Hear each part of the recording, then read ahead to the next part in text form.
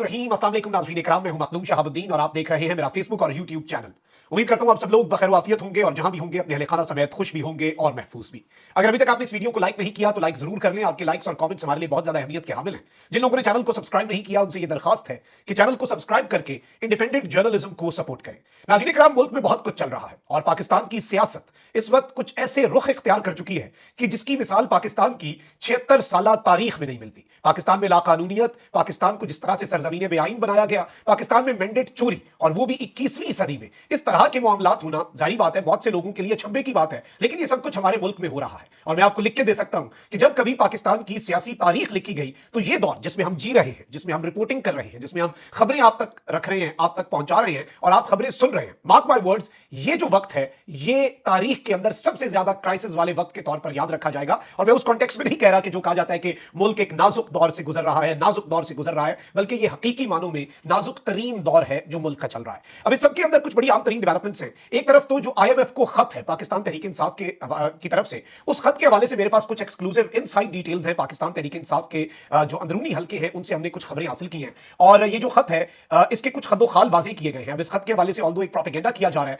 कि ये खत मुल्क की सलामती और मुल्क की सालमियत के खिलाफ है, तो इसे भी हम एनालाइज कर लेंगे। और इसके साथ ही साथ सदर आरिफ अलवी जो है, अब उनके जाने की तारीख भी आ चुकी है कि किस दिन सदर आरिफ अलवी ने जाना है। उनसे एक बड़ा सरप्राइज भी एक्सपेक्ट किया जा रहा है, क्या वो जाने से पहले वो सरप्राइज देंगे। इसके साथ ही साथ क्या इस्लामाबाद हाईकोर्ट से एक खुशखबरी मिलने वाली है, क्योंकि इमरान खान साहब की रिहाई के हवाले से और उनकी सजा मुअत्तली के हवाले से इस्लामाबाद हाईकोर्ट, जहां से पाकिस्तान तहरीक इंसाफ को इंसाफ की ज्यादा उम्मीद नहीं रहती, वहां एक बेंच बना है, लेकिन इंसाफ की उम्मीद भी पैदा हो गई है, क्योंकि जो बेंच है बेशक उसमें जो भी हो ऑप्शंस बहुत महदूद होंगे इनके पास। और कराची में भी बड़ी दिलचस्प मामलात हुए हैं और एंड हो गया आज, क्योंकि सिंध असेंबली के अरकान ने हल्फ तो उठाया है, लेकिन वहां पर जो एहतजाज और जो विजुअल्स हमें वहां से मौसूल हुए हैं, जो ऑप्टिक्स हमने देखे हैं, उन पर भी हमने बात करनी है। सबसे पहले नाज़रीन इकराम, इस वक्त मरीम नवाज की ब्रांडिंग का आगाज कर दिया गया है और जियो न्यूज जो है उसकी मैं खबर पढ़ रहा था और खबर जरा आप सुनिएगा कि साबिक वजीर आजम नवाज शरीफ की साहबजादी पंजाब की मुंतखब वजीर आला मरियम नवाज पाकिस्तानी खवातीन के नामवर क्लब में शामिल होने से ज्यादा दूर नहीं, जिन्होंने कई सालों में नुमाया मकाम हासिल किया और मुख्तलिफ शोबों में नाम कमाकर मुल्क का सर फखर से बुलंद किया। 50 साल मरियम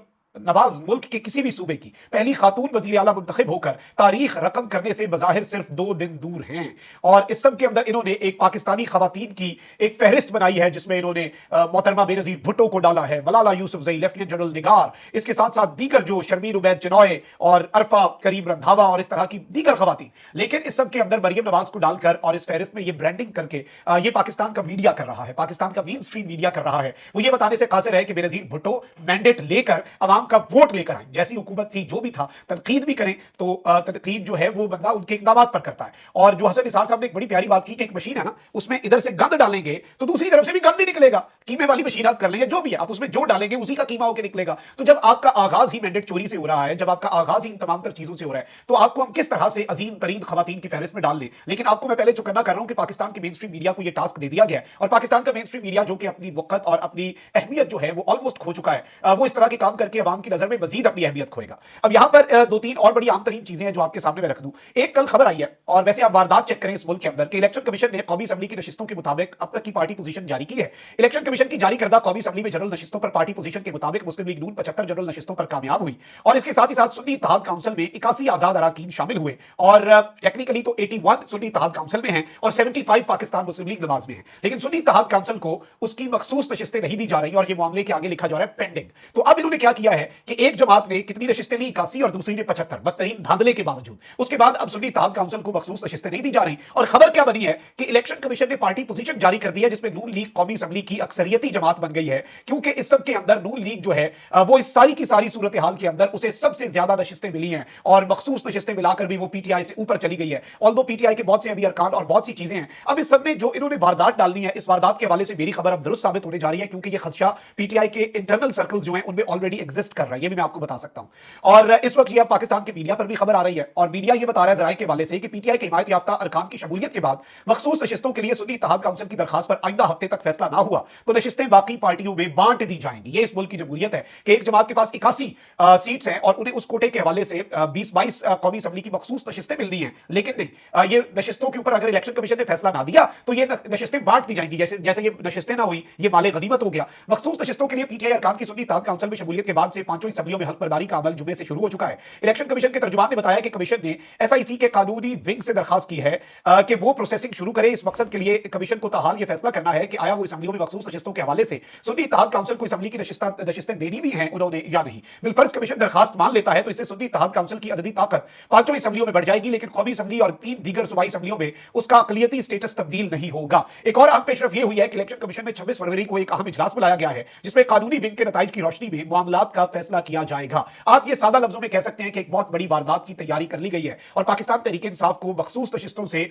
महरूम करके फिर वो मखसूस नशिस्तें बाकी सियासी जमातों में बांटने का फैसला हुआ है। और इस सब के अंदर इंसाफ की हम क्या तवक्को रखें, क्योंकि इस मुल्क के अंदर जब एक पाकिस्तान की सबसे बड़ी अदालत के सबसे बड़े जज ने एक सियासी जमात का अदालती कत्ल कर दिया, नदीम मलिक साहब ने यह कहा था ये जुडिशियल मर्डर है पाकिस्तान तहरीक इंसाफ का, तो फिर हम क्या कह सकते हैं। अब इस सब में एक जानिब तो पंजाब असेंबली में मरियम नवाज ने कल हल्फ उठाया, अब सिंध असेंबली में भी बदतरीन धांधली हुई और वहां पे जीडीए ने जो बहुत बड़ा एहतजाज किया, पीर साहब पगारा ने आपके सामने है, जमात इस्लामी भी कर रही है और ये इजलास जो है ये सिंध असेंबली का हुआ है और इन्होंने हल्फ उठाया। 40 मिनट की ताखीर से ये इजलास हुआ।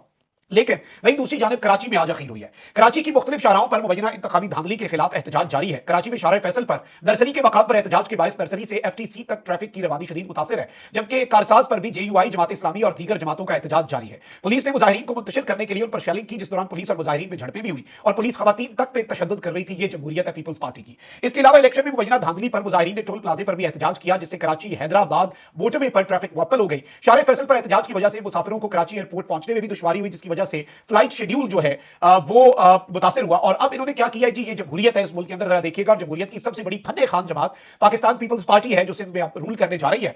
दूसरी जानिब क्या हुआ जी, सिंध असेंबली के बाहर भी एहतजाज हुआ, पीटीआई वालों ने भी किया और बड़ा भरपूर उन्होंने अपना जो एहतजाज है वो रजिस्टर करवाया। एहतजाज करने वाले अवामी तहरीक के कारकुनान को भी हिरासत में लिया गया। कौमी अवामी तहरीक ने इलेक्शन में मुबैना धांधली के खिलाफ सिंध असेंबली के एहतजाज के बाहर एहतजाज किया, जिसमें खवातीन भी शामिल थी। और अब इसमें इन्होंने कहा है कि जी हमने इलाके में दफा 144 नाफिज की हुई है, तो आप इसकी खिलाफ वर्जी नहीं कर सकते। कारकुनान को मुंतशिर करने के लिए लाठीचार्ज भी किया और कौमी अवामी तहरीक के 10 कारकुनान को हिरासत में ले लिया, जिनमें खवातीन भी शामिल हैं। ये इस वक्त हमारे मुल्क के हालात चल रहे हैं। अच्छा, वहीं दूसरी जानिब सदर मुमलिकत आरिफ अलवी से भी अब जान छुड़वाने का फैसला कर लिया है और एज सून एज पॉसिबल सदर आरिफ अलवी, मैंने आपको पहले बता दिया था कि मार्च के दूसरे हफ्ते तक बात नहीं जानी सदर साहब की। अब इलेक्शन कमीशन के जराये ने हमें यह कंफर्म किया है कि इलेक्शन कमीशन 9 मार्च को होने वाले सदारती इलेक्शन के हवाले से बाकायदा शेड्यूल जारी करने जा रहे हैं। 5 साल आईनी मुद्दत आरिफ अलवी साहब की 8 सितंबर 2023 को खत्म हो चुकी है। निगरान सेटअप की वजह से आरिफ अलवी साहब सदर पाकिस्तान की जिम्मेदारियां निभाते रहे और आइन के मुताबिक इलेक्शन होने के 1 माह तक सदर अपने ओहदे पर फाइज रह सकते हैं। तो 8 फरवरी को इलेक्शन हुआ और 8 मार्च, बेसिकली अभी तो बहुत चीजें डिले के साथ चल रही हैं क्योंकि हमारे मुल्क के अंदर जो निजाम है वो भी आपके सामने है। अच्छा, अब जरा बढ़ते हैं खान साहब की जमानत की जो खबर है उसकी जानिब। इमरान खान साहब जो हैं इस वक्त उनकी 3 सजाएं हैं बेसिकली।